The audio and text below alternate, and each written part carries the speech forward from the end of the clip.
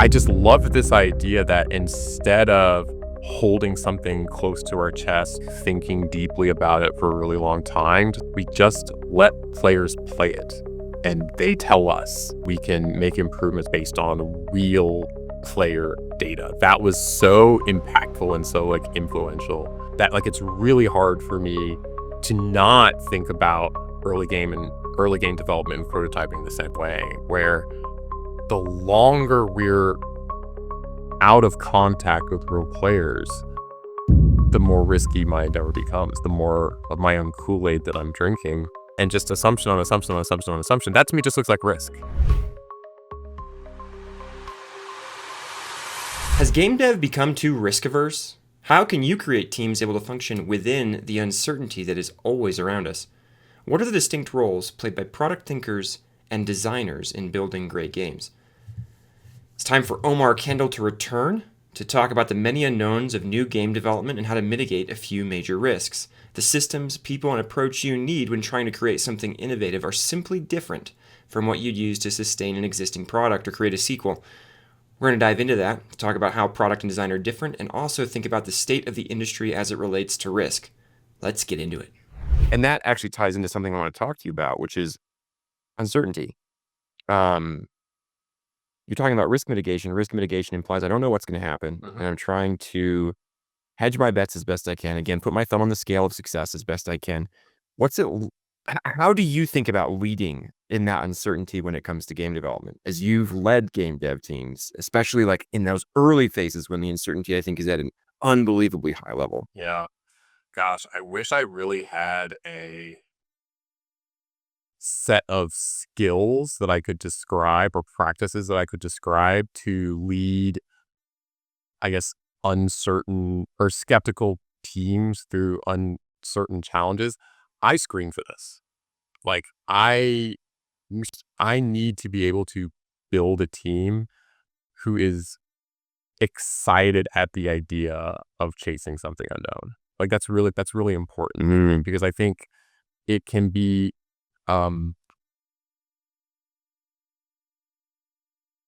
it's another form of risk mitigation in my mind to aim for something more well-known and conventional.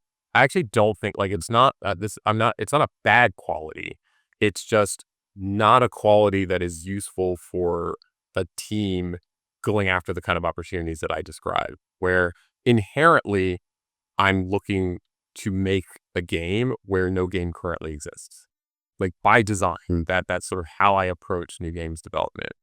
And so we can look at approximations and other experiences that do, well, it's kind of like this, and there's an element from over here that's kind of similar, and that gives us confidence that maybe there's some potential in the audience, but it's never X is out there and we just want to make our version of X. That's not the kind of new game development I'm describing. And so I need a team who is, again, intrinsically motivated and sort of excited about that prospect of creating something where something doesn't exist. And then in that sort of theater of uncertainty, I'm creating very near-term objectives to build confidence within that space of uncertainty, where it's look, it's not all unknown, but we should be clear about the things that we have sort of the most uncertainty and skepticism around. Sort of the things that if we can't figure out, we shouldn't be making this game. And let's go try to prove those out first. A clear example of this is, again, I mentioned this in LAX, the game I reference in the article, and I talk about melee combat so much in that article. It's the last thing that we were doing. The last thing that we were doing was putting melee combat in this video game. Why? Because my team was really good at that. It was the thing that we had the less sort of the least amount of uncertainty, and in our minds, the least amount of risk was, well, can we make fun and interesting melee combat in a video game? We already know that. We've got careers worth of experience that demonstrate that we're pretty good at that. And so we saved that for the end. We were okay, well, we need to prove other things about this experience. Can we fit all of these players that we want to be sharing the experience together on the same map and not have that be a laggy mess? Okay, well, we haven't done that. We haven't done that before. I mentioned the game mode.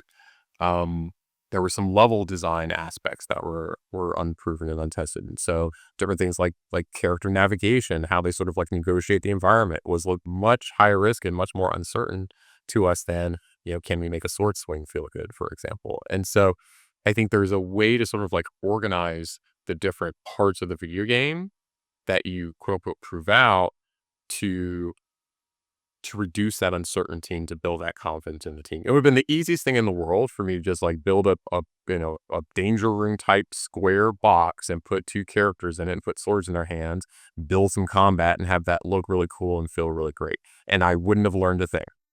It wouldn't have moved us anywhere closer to understanding the experience that we should be making. But I bet you some stakeholders would have been really excited about that. I probably could have, sold some some capital, getting organizational like energy behind an idea if I had something really bright and shiny and cool to play. But that's not where my motivation is. I want to be able to get people excited that we are learning really important things about this risky endeavor that we're embarking on as soon as possible. No, it gives me appreciation as you describe that for the CEOs of small, like, seed round funded startups who are trying to balance those 2 things of, Yeah. "Look, I can probably give you a cohesive experience relatively quickly based on the expertise I have on hand. Doing so doesn't help me solve the ultimate problem we're trying to solve really at all." Because to your point, if I've just got my simple, cube of a room and a couple people swinging swords, they might be going like, "Wow, the game's going really well." And you're going, "This isn't no one I've done nothing new," right? This remember the idea of innovation and what players are asking for. Like, I haven't solved any of that. I've just showed I can make a kind of a basic game. Right. And yeah, if I kept like throwing new weapons and characters in, I guess there'd be more. More the Yeah. game. Yeah. Yeah, exactly. But this doesn't actually solve the problem that you want me to solve, which is getting a player to play this. However, can I convince you of that if I go off on a learning journey, which is what I need to do?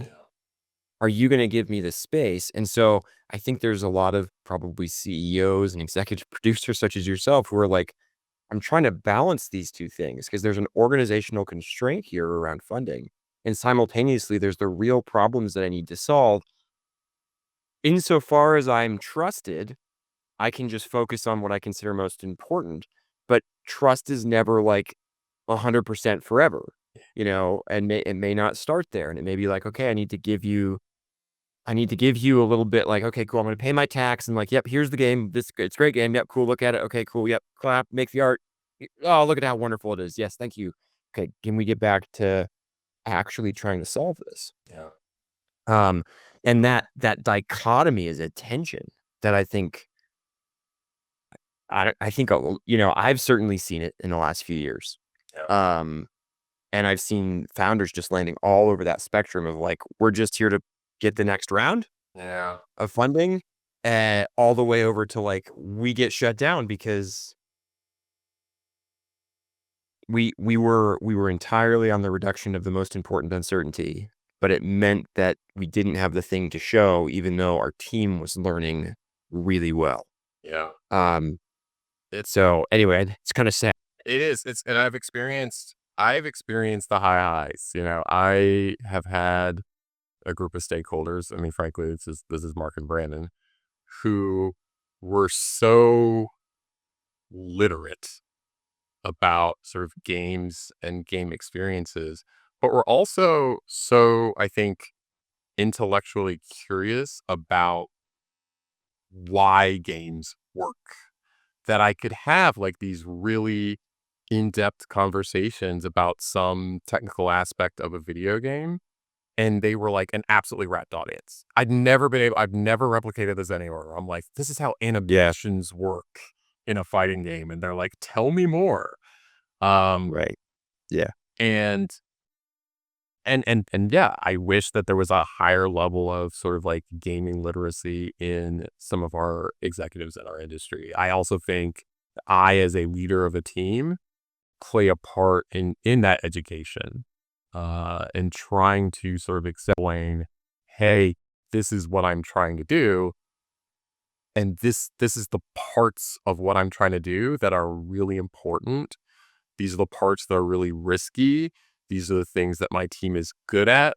These are the things that my team needs to get good at. And being really explicit about all of those things and trying to get buy-in at that level in the plan. This is how I'm going to go about that journey towards bringing that video game to life. This is what you're going to see. This is what we're going to develop first. This is how we're going to know we're on the right track. This is the inflection point where we're going to do this testing.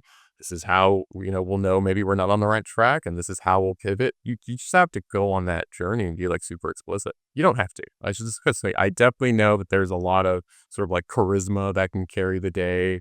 And there's sort of that, or like, sort of the aura of sort of like these like brilliantly chaotic sort of like CEOs and different like founding leaders. Again, I'm sure that works for a ton of people. I'm sort of just describing a methodology that I think worked for me as maybe a more sort of like a rational, maybe cold approach to game development that I sort of like adopted.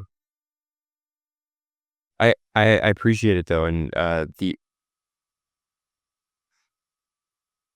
the way I describe, well, let me not go there actually. The analogy for me as somebody who tries to transform organizations for the better through some amount of like um positive cultural injection or transformation and process shift, you're always juggling that line between where I believe what I believe best would look like for the team and then the steps I need to take. And I have to mix up my steps as like, I need to do some stuff that you see as immediately beneficial, even though it's not the highest value thing, because that buys me some trust to do the thing that's going to be a little bit more painful for you. But if I've already shown that I'm oriented towards your success and I'm willing to invest in that, whereas if I just jump straight into like, well, the biggest problem with this team is we don't collaborate or something like that. And even though you all hate it, I'm just going to like implement a bunch of things that will force you to do that. I- I'm going to get lip service. I'm not going to get people following where I'm trying to lead. And it'll all be dependent on me. It'll all be resting on my shoulders. That'll be very stressful Yeah. for me because I know that if I leave, this falls apart. Um, and I love what you said earlier too. And this actually, I want to move a little bit because we have talked quite a bit about prototyping and things like that. You've also lived. You were mentioning League and Mark and Brandon and things like that. You've lived in an established game world where like it's a live service and it's rolling, and you spent a lot of time there. And for you as either a product thinker or a leader, however you want to frame this, what did you see as the differences in going back and forth between new game prototyping, ideating, trying to create something uh, all the way through production and release of that new thing versus, hey, I'm on a live service product. This is a sustained success. My job is to keep this going. Yeah. I actually think a lot of my strong opinions about what early game development and early game prototyping should look like are informed by my time on a live service product like League, where we were shipping new content to players every 2 weeks and getting real time feedback virtually on how well we were doing. I loved that. Having never worked in a live service game before, in a live service environment before, going to Riot, only working on console games with really long development cycles where you basically have a development team that is sequestered for years in some cases, um, drinking their own Kool-Aid, and then you'll get to like some late stage of development and you'll do some sort of qualitative, lab focused tests, a couple dozen players, and then you'll just release your video game. You'll find out how right or wrong you were about all of your assumptions about your player extremely late, oftentimes too late to do anything about it. And you just sort of say, well, I hope we get it right the next time. And you'll spend another year or a couple of years taking your next swing. Um, that is its own kind of skill. There are obviously teams that still do that, some form of that today. But going to a live service that was updating every 2 weeks, I got to see at these extremely high, sort of iteration cycles, the real impacts of what we were doing and the change that we made and how and if they worked, if they didn't work, you go back, you make another change. And I think what you need to be careful about in that environment is, you don't want to burn trust. You don't want your players to feel like um, you're conducting experiments on you or you're sort of testing things on you. There's a level of sort of execution that you need to, I think, maintain to be able to thrive in a live environment that way. But I just love this idea that instead of holding something close to our chests and sort of like thinking deeply about it for a really long time to sort of determine whether or not it's a good or bad thing, we just let players play it and they tell us. And then we can make improvements or we can make changes based on real player data. That was so impactful and so like influential on my thinking that like it's really hard for me to not think about early game development and prototyping the same way, where the longer we're out of contact with real players, the more risky my endeavor becomes, the more of my own Kool-Aid that I'm drinking, the more basic assumptions that I have to make about whether or not this thing is good or not. And just assumption on assumption on assumption on assumption, that to me just looks like risk. Yeah, it just looks like risk. And I would just rather know. So the idea that like I would stand something up that's early, but it's demonstrably playable. It has sort of like my thesis that's ready and can be experienced, is critically important to me. And getting that in the hands of like role players and understanding their feedback is critically important to me. There are a lot of parts of our um, development community that have adopted this much more aggressively. Like mobile, I think, is really an innovator here, Oh, yeah. where they lean so hard into quant. It can almost be like, I think, um, a little like just upsetting to, I think, a traditional game developer at that, they leave so much of what we, I think, normally consider to be like, you know, the realm of quality judgment from a game developer in the hands of players. And it's a purely sort of quant based decision. But I think an element of that is kind of needed, I think, in games development. Ultimately, we're making games for players. And I think it's really important that we understand whether or not they like the things that we're making for them before we've put all the risk into the thing. Yeah. Yeah, it it is so interesting how, in some ways, the product thinking around mobile has advanced well beyond that of whatever you wanna call them, core games, on PC and console, and I think the big upside is what you just described, which is you are perfectly willing like, I mean, there are mobile companies out there that'll just, like, throw a couple games out and then just, like, immediately cancel the ones that don't get the right metrics. And um, in some ways, that's actually really refreshing compared to, like, "Well, no, this is our baby, we have to take it through." You like, "No, you cancel it, you cancel it, you cancel it, you cancel it." Like, you why are we throwing, uh, good money after bad on this? And I think, I agree with you also about the experience on League that just I considered League a pretty darn high functioning organization Yeah. for the every time I was on it, and one of the reasons was and obviously there were phenomenal leaders all around me, like, phenomenal teams, phenomenal developers, like, not taking anything away from the people, but I believe one of the reasons that was true is because the players would tell us when we screwed up. And you just didn't have a choice of, like, knowing whether what you were doing was going down. They're like, you'd ship it, and then they'd be like, "That sucks," and you'd be like, "Well, crap." Like, and again, anytime we got into an argument with them, which happened, in our time there, that happened a couple of times where you'd be like, "No, no, no, it's actually good," and you always end up being wrong. Yeah. Like, and I think that there's that.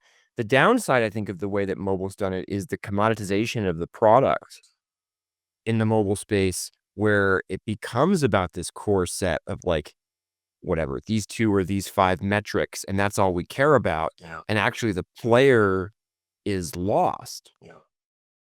And there, I think that's where you could say, like, it goes too far. In my mind, as I come back to, like, well, what are we trying to do? What's the impact we're trying to have? Um, yeah. So there's like there's that tension that you're trying to maintain where, like, I want to be, if I view the player as just a cog in the machine versus the audience I'm trying to serve, and that the audience I'm trying to actually serve is the player's wallet, let's say, then I don't want to go into the morality of that. And there's plenty of successful mobile companies that do just that, but there's something that becomes inhumane about it in my mind. For me, I think it's just a different product. Like without, I haven't spent a ton of time in mobile. I'm definitely learning a lot about mobile now, and I'm growing to appreciate sort of the differences in the approach and sort of like what they bring to the table. Just as I sort of like continue to grow and kind of expand my knowledge, I think it reveals that like we're going after different sort of like motivations or emotions inside of our audience. Yes, I think I've it, I hesitate to make the comparison to movies, but other forms of entertainment. If we just want to think about it for a second, I think everyone sort of has the entertainment that you just sort of throw on in the background that you're not particularly invested in, but it fills a space in your life. You're like, all right, let's just open up the apps and see what's streaming tonight. Okay, this looks good. Fine, sure, whatever. And I think there is a meaningful place for that in the market and in players or in audiences' lives. And then I think there are the experiences that people love and that build a very different kind of relationship with their audience, where it's an appointment viewing experience. You pay a higher level of attention. You're engaged in discourse with your friend group or your enemy group, depending on where you choose to discuss these things, where it has a meaningfully different role to play in your life based on sort of like the motivation, sort of the emotions it extracts. And I think the same is true for games. I think Yeah. a Yeah. reason why we invest so much, I think, in creative and in finding new and interesting and novel ways to delight players is because we're pulling on heartstrings in a lot of ways. Um, and I think that will always remain probably a unique and meaningful characteristic of games development. I still talk about Street Fighter 2 um, an embarrassing number of years later.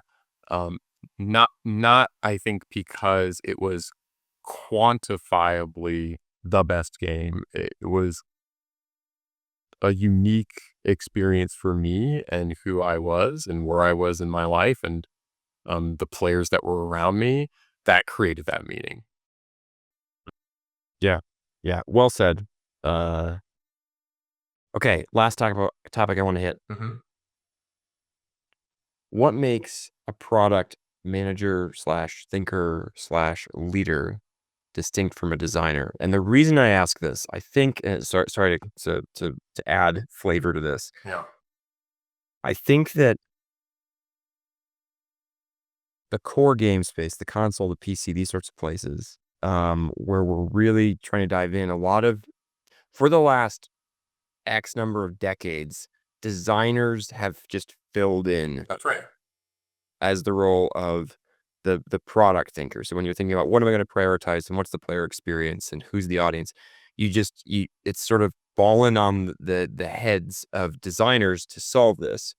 And sometimes that works out great. And I've known many designers who easily pick up that mantle and run with it. And I've also known designers where that seems like it's not their strength. Right. And Riot very early on kind of pioneered the idea of we're going to have people who aren't designers, but who are good at this product thinking thing. Yeah. And there are a couple other big companies that do this. Obviously, it's all over mobile, Yeah. like we were just talking about. Like it's much more entrenched there, but it's still not quite there. I think in whatever you want to call it, classic AAA development or something like that. Yeah. We still default to like this is the designer, and so yeah. What is the distinction as someone who's filled both roles on different teams? For me, succinctly and somewhat reductively, um, product people think about opportunities and designers think about solutions. For me, I am really excited about, again, the space where a game doesn't exist, but where I'm looking at like a set of player behaviors where I'm like, oh, wow, there's players who are all of a sudden this was my takeaway from like the rise of battle royales as an example. I didn't look at battle royales and say, "Oh, we want first or third person shooters where you airdrop onto an island. There's a shrinking safe zone. There's random weapons that you have to sort of like roam around and pick up." What I took from battle royales was, oh wow, like there's an opportunity for players to play what I called at the time like less sweaty PvP. And I thought that was really interesting. As someone who had been playing a lot of PvP my entire life, you know, I was definitely into the sweat. I was playing fighting games and playing MOBAs. These are games that almost like make you angry when you play them.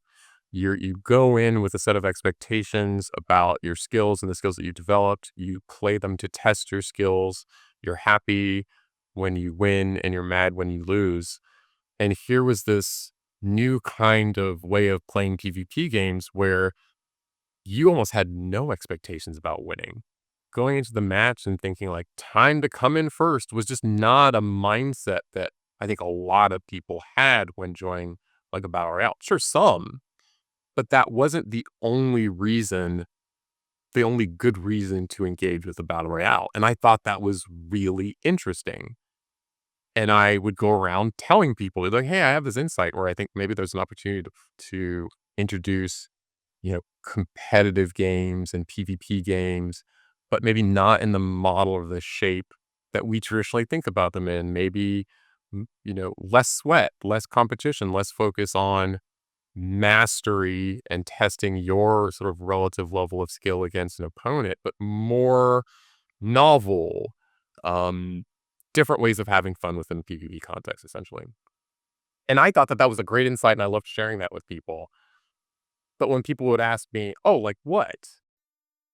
I had no interest in that answer. Like, I wasn't gonna say, "Okay, now I'm gonna spend some time developing the solution. I'll go tell you exactly what should fit in this opportunity space that I have identified." That's just not how my brain thinks anymore. And that's why I'm like, I guess I'm not a designer.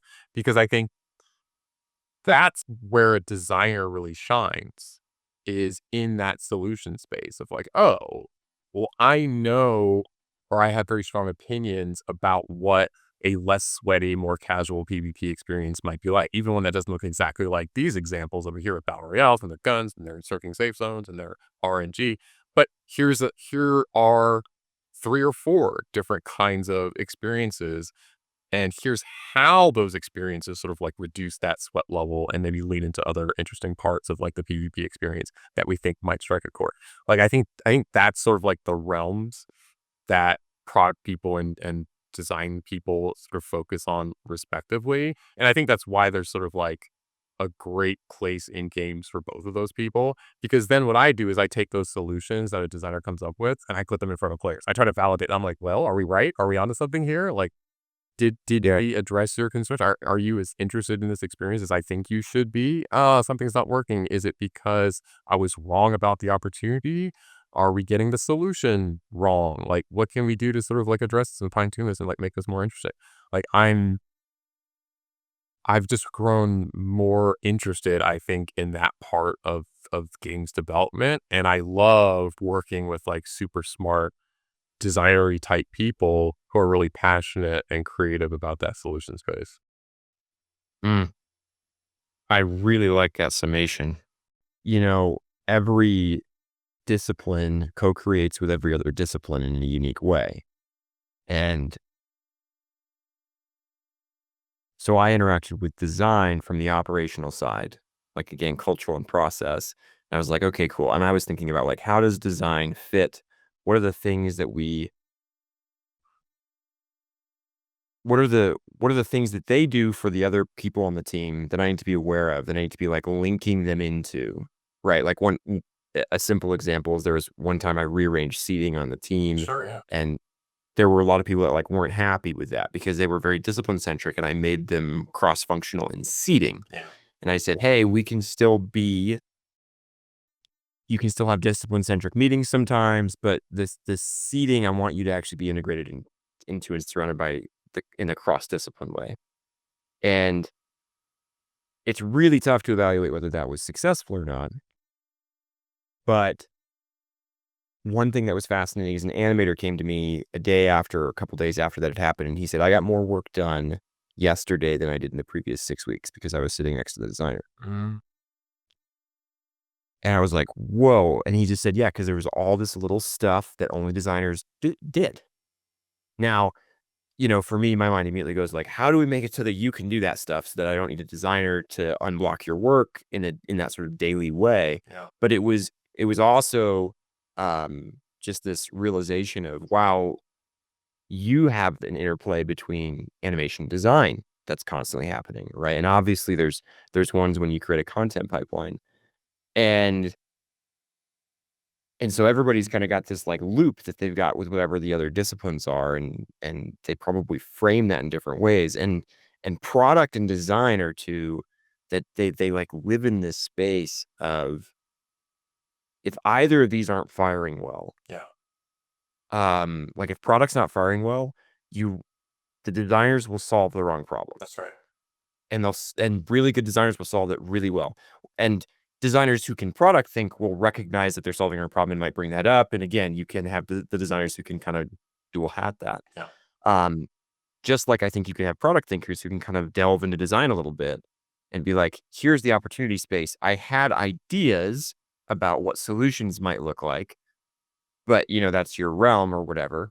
Um, but actually, like, designers might be like, no, that's a really cool idea. Let me see if I can run with that. And but yeah, so if your product thinking isn't strong, you're going to solve really well problems that don't need solutions. Yeah. Um, and if your designers aren't strong or aren't showing up, or you've decided to like skip that part of your organization for some crazy reason, you're going to have like wonderful opportunity spaces that you can't actualize. That like as a team, you just can't create a successful thing around. And for me, like I was thinking about like how do you prioritize stuff in that world? Like who does that? Is it the designer that prioritizes it because they're building the solution? Is it the product? And like my mind goes by default, almost because of training, but perhaps also a little bit of experience. I default to like, no, the product person needs to be the one prioritizing the for most of that actually. And it may change when you get really, really close to ship, because by then the product thinker is probably like on to the next thing. Yeah. Um, because the die is cast to some extent. But anyway, so those were thoughts I was having, and I was just thinking about like that interplay and what goes on between product and design, and what happens when either isn't functioning well. And um, yeah, what would be your answer to the question? How do you prioritize, or how do those interplay? The Those two different questions. Yeah, the most successful, I think, design and product relationships that I've had when working on game teams or game ideas, are the ones where the information kind of flows freely both ways, and that product and design is able to collaborate on a deeper understanding both of the problem or the opportunity that is being defined, and the sort of solution that's being offered, so that they can kind of collectively work on a sort of plan of attack together or sub priorities together. So, um, on LAX, going back to that example, I had this broad idea of this opportunity space that we could tackle. And I filled in some of the detail. I was like, well, maybe the solution looks something like this. And I began to sell that idea to my designers, but I sort of stopped short. I was like, look, this is what makes sense to me in terms of the solution space based on the opportunity as I understand it. But like, feel free to take from this what is useful and get rid of what isn't. And they got rid of a lot. And it's good, that was sort of like the ask because they're like, okay, well, based on my understanding, like this is what you're trying to do, and maybe this is a more effective way of trying to get there. And I was really appreciative of that. And then what I sort of did with that solution as I understood it was say, okay, well, based on how I understand this, in the same way that I described to you earlier, these are the things about your idea that I feel like are the highest risk, or that they're the most unproven, they're the most theoretical, they're things that maybe we as a team aren't good at making yet. These are things that have less clear demonstrated success in the market, so I can't have as much confidence around player interest or the viability of this idea as I'd like. And so I think we need to start building these things first. And I think we need to start understanding these things sooner than later. And I bring that to the team or the designers. And if I get buy-in, we're kind of off to the races. I think there probably is a world in which I can't get my team to see eye to eye, and I just have to make a call. That to me is a last resort. It's not a first option. I'm the thing that I really enjoy about working on teams is that our our result is always greater than the sum of our parts. There's just things that teams can do when you let them do it. And the last thing that I want to do is kind of like get in the way of a team and smother them and sort of like limit the magic that they're able to create. And so as much information and context that I can provide a team as possible, that sort of unlocks their ability to maximally contribute. I feel like that's the highest responsibility, I guess, that I have as a leader. Love it. I love it. Okay. What did we miss? What should I have asked you about prototyping or product and design or established versus new game or whatever? What what did I not ask that I should have? We didn't talk. I don't know if this might be out of bounds, but like something I've been talking to my design friends about is a fear I think that we have and that we're already sort of seeing, which is there's an increased, I think, interest in our industry, perhaps deservedly so, in seeing a return on investment. Like we're seeing, I think, maybe a lot of big games come out, maybe not do as well as we'd like them to. And I think what's going to happen, there's going to be a reaction to that, which is, we see this from time to time. It's sort of a repeated cycle in our industry, but of sort of fewer, bigger bets. What you're going to see is, I think, companies really double down on the things that are working and sort of lean away from the things that they perceive to be more risky, which is things that don't have as much proven success or track record behind them. And I think that doesn't work. I think fundamentally what you need in our industry is innovation. You need new experiences. We need more players. We need new players. Something that I think really freaks me out is how we're making more money as an industry, but we're not necessarily getting more players into games. And I think that's a somewhat paradoxical. Um, and what we want to see and what we think is kind of missing is we think a lot of maybe folks don't know how to invest in new games development in what feels like a responsible way. Mhm. Fundamentally, I think game teams are too big and too expensive, almost across the board, almost in any and all cases. I think games development is way too risky because of how we approach games development. Um, and I think we really need to look critically at how we invest in games and new games development. I think game teams need to be smaller. I think they need to be cheaper. And I think they need to be building confidence through external validation sooner. And I think there is an approach to new games development that really takes that to heart and takes that seriously that can kind of get us out of the situation that we find ourselves in. Um, I fear that how to do that isn't broadly enough known to see adoption. And it's why I don't sort of fault I guess, companies for going for those fewer, bigger bets because they know how to do that. That is a demonstrated win as they understand it. And so that's something that they can rely on. And what I'm sort of offering is an alternative. My hope is an alternative that's less proven out at that. My hope is that there are some brave people in our industry who are willing to take a chance on a different style of development. It'll happen anyway, these sort of smaller games and the indie teams. That's how they have to operate anyway, because that's the only way that they can survive. Um, and so it's likely that, our next phase of disruption or our next sort of era of disruption will come from some of these smaller teams that move more nimbly, that move more economically.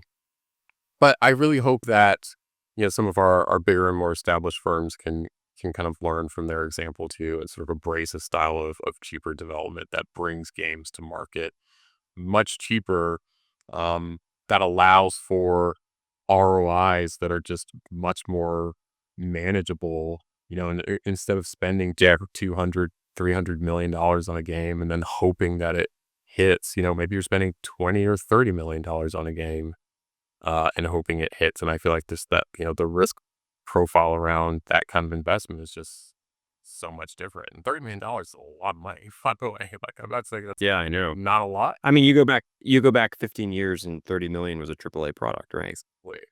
And Yeah. so I think you can The get the really good games for just way less than what we're paying for now. Yes. Uh, Strongly agree with everything that you just said. And I also agree that the tendency is the human self-preservation. The way I describe it is like we have a word for risk aversion or a phrase. It's like risk aversion. Mhm. There's an opposite to risk aversion. And no one's been able to tell me. So please, if you know it, tell me. I've just called it like gain happy Mm. because people are like, oh, it's like, maybe it's risk tolerant. And I'm like, no, because that's still focusing. The thing with risk aversion is you're focused on the risk and then you're attempting to avert it. Yeah. There's another thing that is like, I am oriented towards the potential gain and I am excited about that gain. And this makes a ton of sense developmentally for human beings. We are more risk averse by default than we are gain happy, to use my made up term. Yeah. And the reason is if you're out in the woods or something and you hear a rustle in the bushes, if you're the human who is like, let me go take a peek at that, want to see what's there, it might be something useful. Um, you didn't make it back as much as the person who was like, let me slowly walk away and pick up a stick and like try to find other people. And then slowly we're going to back away and stay near their fire all night. Yeah. And then maybe we'll come back here and force tomorrow and make sure that we don't hear that rustling noise. But you know, so our risk aversion as a default makes sense. What professional gamblers or poker players or blackjack players have known for a long time is it messes with our processing of like what's a good gamble Yeah. by a lot, because we will be risk averse. And so when we get to these environments, they're after my long story, you have these people who are in charge of things and they're like, well, I need to step away from the rustling bushes. Yeah. And it makes a lot of sense. Simultaneously, the danger, you don't have that much danger as you did when that instinct was developed. It's not actually going, like, you're not going to get eaten. Yeah. And so I think that's this thing where, you'd want to see, oh, the industry's hitting this place of struggling. Well, let's take some conservative plays for sure, but let's also make sure we maintain our gain happiness. Like we maintain our risk profile. And I think more and more in the modern world, it's like we're retreating in game dev, we're retreating in to like, okay, I actually just need to conserve what I've already got. And it takes you out of a thriving mindset into a surviving one. And that's useful for survival. But it has its limitations. And so anyway, that's a long way to say, like 100% agree. I also would encourage those large studios to figure out how can you allow small teams to take those risks in the midst of the bureaucracy that is your larger company? Because yeah, the smaller one, like the startups, they're out there trying to get funding, and some of them will get lucky and get it, and some of them will be able to drive with that. Obviously, you've got indies, you've got people developing on Roblox or UEFN or like mod communities, like things like that. That's where a lot of, I think, the innovation comes from and will continue to come from, because they are pure gain happy in some sense. Um, they've got nothing else going on, you know? But for the big companies, it's that you've built a bureaucracy that almost prevents you from allowing teams to run that way. And you have all this brand and expectation about what it means. And so if you go, someone was telling me that uh, you can't do early access like Baldur's Gate 3 did early access anymore, because they hit early access in like 2019, and then they launched in what, like 2023, right? Yeah. Um, and it was such a success story of early access, like from so many angles. They learned a ton. They used that in their future development. It proved out a bunch of things. It proved scale. It proved tech. It proved like all kind. It's such a cool story. But now, like, early access is almost tarnished. Where if you're a AAA developer and you drop something on early access that isn't complete or isn't good enough or whatever, you're now at a player expectation mismatch. And is it worth the reputational hit to the game Yeah. to be out that early? And how do you manage that? And I don't think AAA studios have a good way to handle that right now, but I think they need to start, like, one that I remember someone suggesting probably over a decade ago was, you need to just, like, then don't make it your company. Fund, right, like, break a part of your team out, put them in like a shell company with their own name, let them go and do development, and see if they can make something work. And if it works, reabsorb it into the organization Yeah. at an appropriate time, like buy it out or whatever. Um, but that way they can kind of get outside of all of what is the sort of vice that some of these companies feel like they can end up in, where, yeah, I don't want to spend $200 million in a game. I'd love to spend $30 million in a game, but for 30 million, at with the expectations that everybody will have, and the amount of, like, the size of the team I should have, and how that looks to the board, and like all this different stuff, we're dealing with, like, um maybe not perverse, but contradictory incentives inside of this structure, depending on who you are. And so anyway, Yeah, no, no, no. I mean, you're hitting on something. The innovator's dilemma sort of yeah, describes it as sort of like you've built organizational strengths that kind of game idea or that sort of approach to developing product just doesn't really well serve. And I think that is true to an extent. Um, and there, obviously there's a lot of examples of companies who just like fail to do that and who are able to kind of like create product that is so wildly different internally from sort of some of the experiences that they're used to. But I think I think it ultimately comes down to a level of discipline and rigor. I absolutely do think the solution that you're describing can work. I also know that TFT came out of League, and I think that's a really interesting sort of like counter example to that, wherein you have that kind of organizational discipline, you can make something in a way that is fundamentally different than how you're sort of like used to making or the expectations you have around making things. yeah, yeah. No, that's it's an interesting example, TFT. Um, because I think in retrospect, many large companies should be going like, how do I set up the culture of my organization and the processes and systems so that something like this is possible? Even if you're right, I think you're asking that, like, wait, why did that work? How do we allow that to happen again? Um, because it's very difficult. It is very difficult. But to your point, I think it's possible. So, well, obviously it's possible. They did it. Um, all right. Anything else you want to hit before we close up? I think we're good now. Okay, cool. I know we're past dog walking time. Yeah, I So, was just like, um, my dog's doing now. It's like, yeah, yeah. No, no, we'll wrap it up. We actually went longer than I expected. Thank you for hanging in. For me, this one actually went by pretty quick, which I usually find to be a good sign. So, Good. um, yeah, But it's yeah, I first took, so I don't know if it was I don't know if it was great. I don't know if it was terrible. I'm not gonna listen to it because I that's the kind of person I am. I can't listen to myself. So all right. I won't send it to you. I won't send. All right. Well, no, I actually think you did really well, but we'll wrap up real quick. So thanks everyone for listening. Check out Omar on LinkedIn. His LinkedIn will be in the show notes. Omar, really appreciate you coming in and just sharing a lot of just knowledge bombs and wisdom about game dev. no problem. So thank you.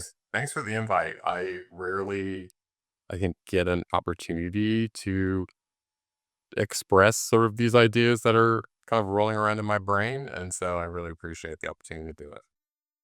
Yeah, man. Maybe we'll do it again sometime. Yeah. So yeah, perfect. All right. Thank you for listening. I just want to quickly summarize the key points I took away from this episode. First, if you're doing new and innovative game development, hire people who are comfortable in uncertainty, who enjoy tackling and living in the unknowns that will be part of every day. Otherwise, your team will constantly be frustrated and always try to lock everything down. Second, if you have a ton of unknowns to figure out, start with the ones you know the least about. If you have a team that's great at melee combat, as in Omar's case, it's okay to solve that problem last. It's the spaces where your team is weak that will most likely trip you, not the places where you're experts. Going after what you know you can solve can be an exercise in vanity rather than a creation of value. Third, one of your jobs as a leader is to train the leaders above you. You won't always succeed, but you have to try, helping them understand why you're making the decisions you're making, what the constraints are, and what the team is capable of will help you down the road. Meanwhile, if you are that leader at the highest level of game dev, start with number 3 again.